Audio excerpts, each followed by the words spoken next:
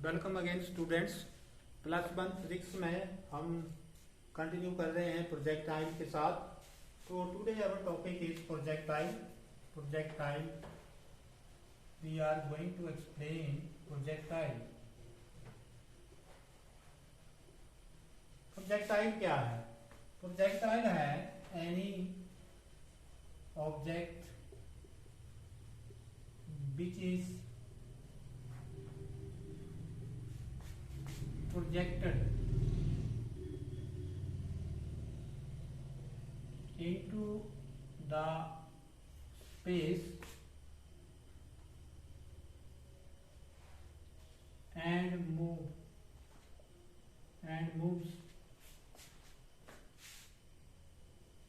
under the effect of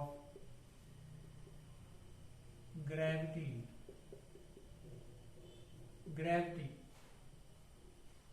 under the effect of gravity alone is called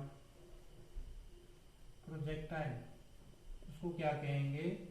projectile कहेंगे। तो इसके example, अब उसमें थोड़ा सा ये है कि path followed by the projectile is called trajectory।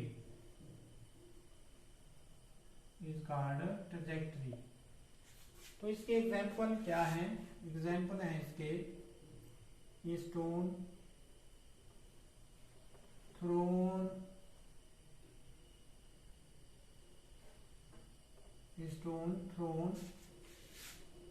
into the space।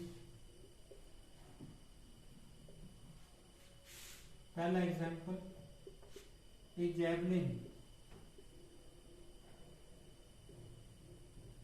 और हैमर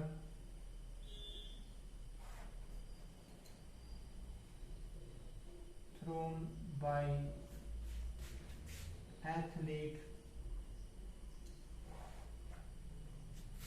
उसके बाद है ए बुलेट फायर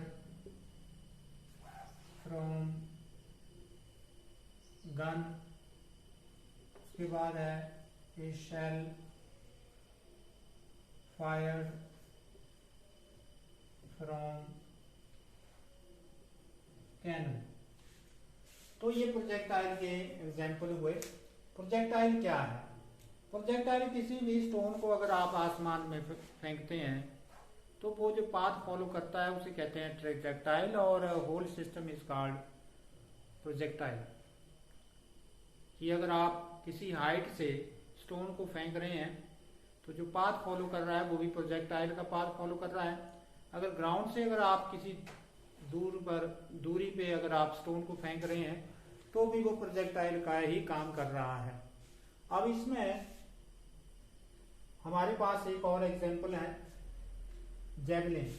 एथलीट्स अक्सर आपके टूर्नामेंट होते हैं उसमें जैवलिन थ्रो आता है, डिस्कस थ्रो आता है, शॉर्ट पुट उसमें हम गोला फेंकते हैं, तो वो भी प्रोजेक्टाइल ही होता है क्योंकि वो आसमान में तो जाता है परंतु कुछ दूरी के बाद जो है that is move under the effect of gravity alone and come back into the earth. And second and last is a shell fired from the cannon. जो हमारी तोपें हैं अंग्रेजों के टाइम से या हमारे राजाओं के टाइम से बनी हुई हैं, तो उनमें जो हम गोला बारूद का इस्तेमाल करते थे और जो तोपें यूज की जाती थी उनमें जो हम शेल यूज करते थे, शेल मतलब गोला। तो गोले का जब हम उसमें उसको गोले को जब डालते थे तो वो उस कैनन से जब पास होके जाता था और वो that will move with a large velocity and then it will move under the effect of gravity alone and that will follow the trajectory and it will behave like a projectile. तो कुछ हमारे example हैं, stone है, javelin है, bullet है। बंदूक से अगर आप लोग गोली चलाते हैं तो वो जो बुलेट है वो कुछ दूरी के बाद जो है वो कहीं जब शॉट करेगी या कहीं जब लगेगी तो वो प्रोजेक्टाइल का पाथ ही फॉलो करेगी। तो यहाँ पर any object which is projected into the space and move under the effect of gravity alone is called projectile. कि कोई भी ऐसी चीज जो कि आसमान में भेजी जाए और वो केवल ग्रेविटी के इफेक्ट में ही मूव करे, किसी और दूसरे के इफेक्ट में मूव ना करे, अंडरस्टैंड, तो उसे कहेंगे प्रोजेक्टाइल। जैसे हम एरोप्लेन को प्रोजेक्टाइल नहीं कह सकते क्योंकि वो हमारे इफेक्ट में ही मूव कर रहा है। वो इंजन है उसमें लगा हुआ और उसमें हम क्या है कि उसको हम अपने हिसाब से कंट्रोल कर सकते हैं। परंतु ये जितनी भी और स्टोन है, जेवलिन है, बुलेट भी नज़दीक जब इसको फायर किया जाता है तो ये वहाँ कुछ लिमिट तक तो ये प्रोजेक्टाइल का काम नहीं करती, परंतु आगे जो है ये प्रोजेक्टाइल का काम करेगी क्योंकि इसके ऊपर हमारा कंट्रोल नहीं है। हमारा एस्टिमेटेड अंदाजा है कि हम यहाँ तक मार करेगी। तो ये जो है ये जितने भी प्रोजेक्टाइल के केसेस हैं इनका कोई पर्टिकुलर निशाना नहीं है कि यहाँ हम एक्चुअल हम निशाना लगाएंगे। जैसे बुलेट का केस है तो बुलेट भी एक एस्टिमेटेड है, कई बार हम मिस भी कर जाते हैं। तो प्रोजेक्टाइल के केस में हम नेक्स्ट करने जा रहे हैं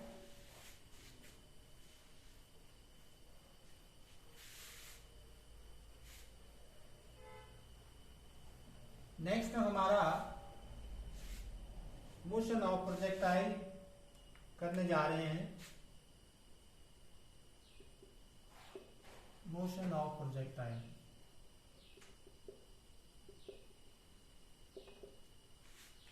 motion of projectile depends upon two component motion.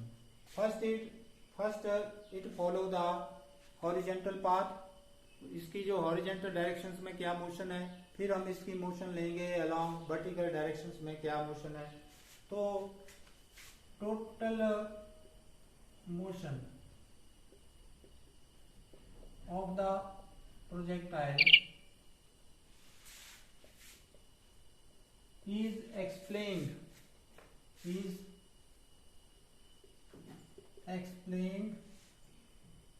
by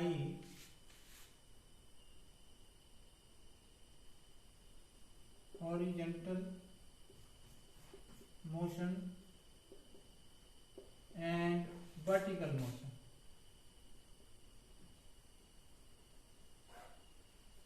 horizontal motion और वर्टिकल मोशन इन दोनों से एक्सप्लेन की जाएगी।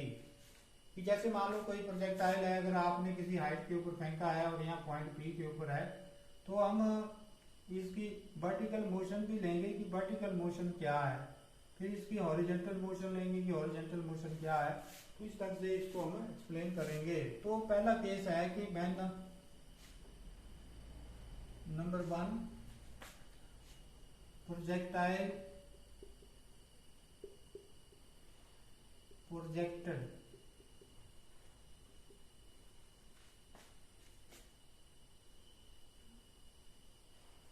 at some height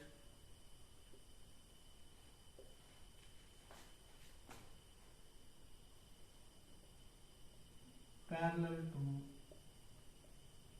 horizontal।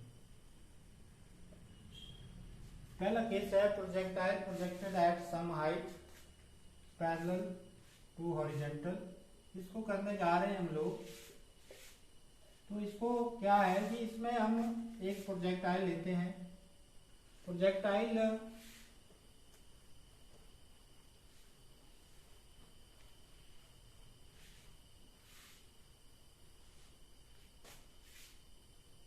ये मान लो हमारा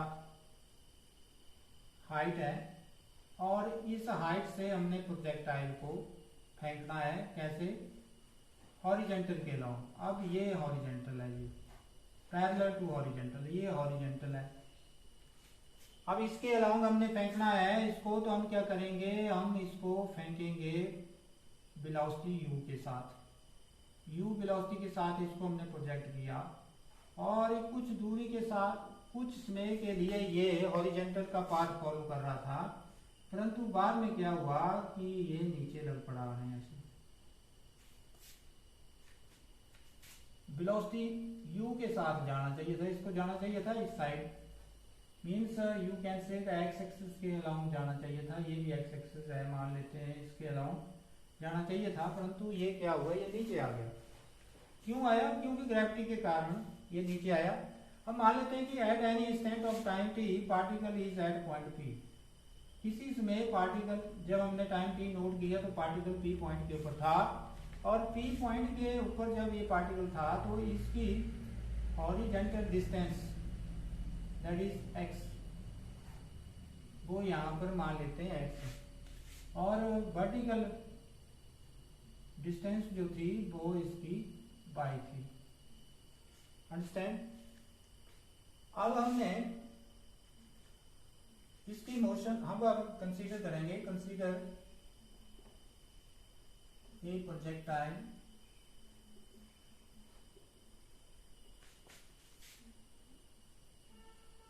projected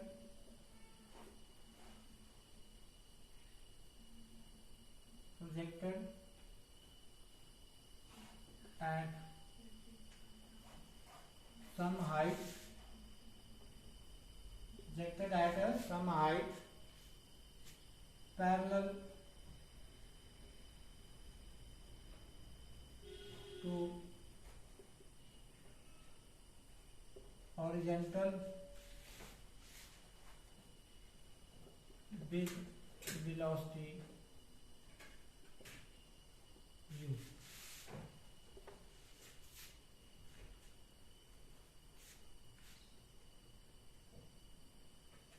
So motion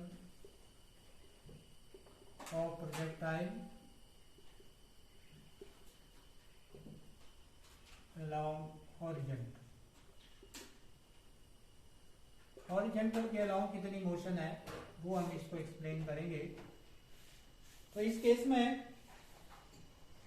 हॉरिजेंटल के अलावा हम मोशन एक्सप्लेन करने जा रहे हैं। तो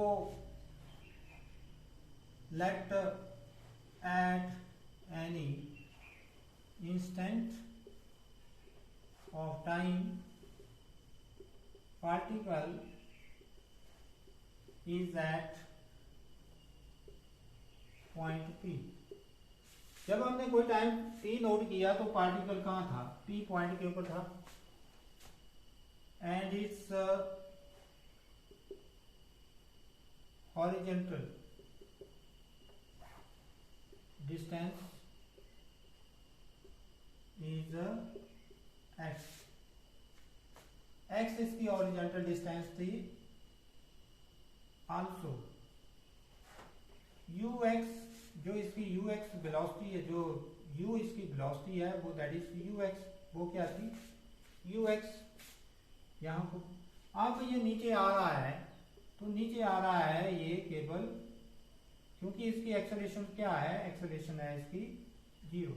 हॉरिजेंटल के अलाउंग देखो, हॉरिजेंटल हमारा मकसद है इसको सीधा आगे खींचना। हम वो कंपोनेंट, वो चीजें लेंगे जो इस प्रोजेक्टाइल को एक्स एक्सिस के अलोंग ले जाए, जो इसको एक्स एक्सिस के अलोंग ले जाए। तो एक्स एक्सिस के अलोंग कौन ले जा सकती है? एक तो वेलोसिटी ले जा सकती है जो एक्स एक्सिस के अलोंग है। इनिशियल वेलोसिटी जो एक्स एक्सिस के अलोंग है वो क्या है? वो कंपोनेंट है हमारा ux। अब क्योंकि एक्सेलरेशन हमारी एक्स एक्सिस की ओर नहीं है, क्योंकि it is moving with uniform velocity, uniform velocity के साथ ये मूव कर रहा है। क्या कर रहा है? यूनिफॉर्म वेलोसिटी के साथ। तो इसलिए एक्स एक्सिस के अलोंग इसकी कोई एक्सेलरेशन नहीं है। अंडरस्टैंड? अब क्या है कि हमने टाइम कितना नोट किया? टाइम t नोट किया, तो इसलिए हम क्या यूज करेंगे? s is equal to U T plus half A T square, half A T square. तो यहां अगर आप पुट करें तो हमारे पास s कितना है? s इसने डिस्टेंस कवर की है x, यहाँ से कितनी डिस्टेंस कवर की है x, तो x हुआ और u कितना है, u है हमारा ux और t है और ये फैक्टर हमारा a0 t स्क्वायर, तो हमारे पास आया x ux t। तो यहाँ से implies that t is equal to x upon ux। ये टाइम आया, ये क्या है, टाइम आया जब इसकी मोशन अलोंग हॉरिजॉन्टल है।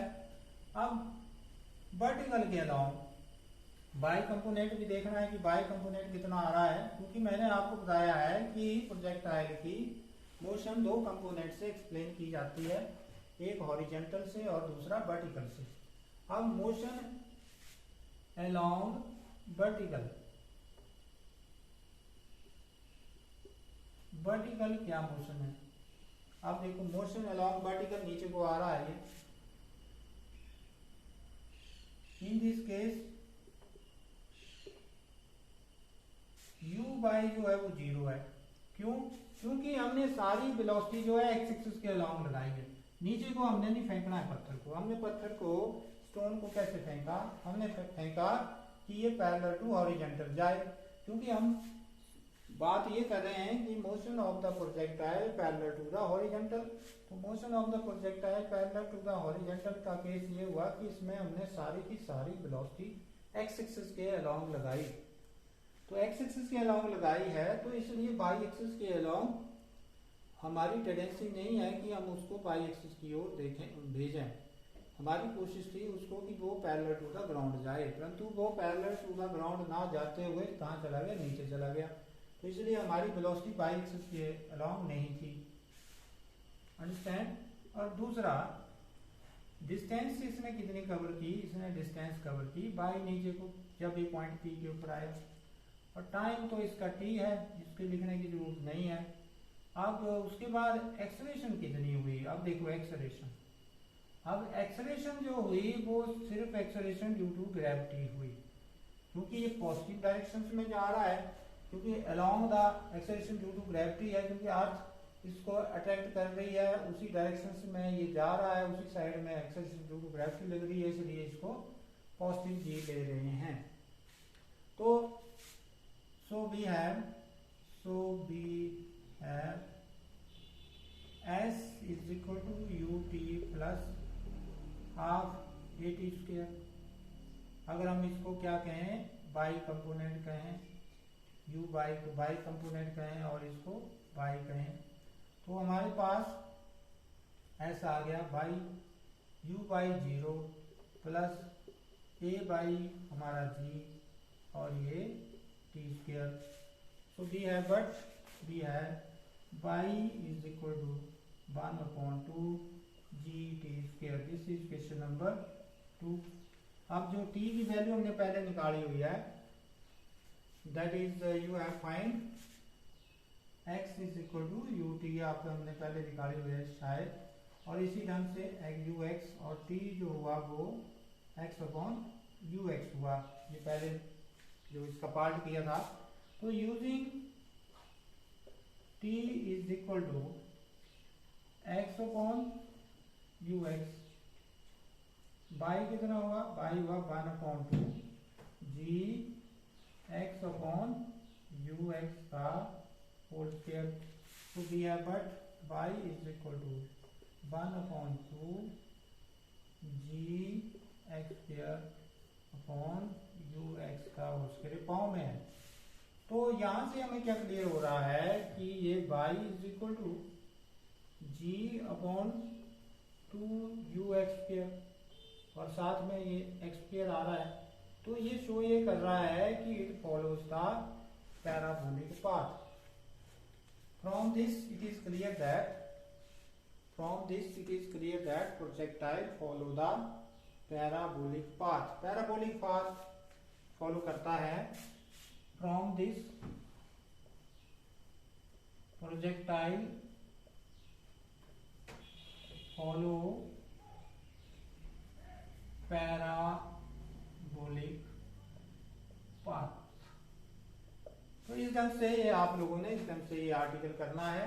ये तो केस कब है, जब हमने प्रोजेक्टाइल को प्रोजेक्ट किया हुआ है parallel to the ground. Understand. अब नेक्स्ट आर्टिकल जो करेंगे उसमें क्या होगा कि projectile when the projectile is projected at some angle from the ground into the space.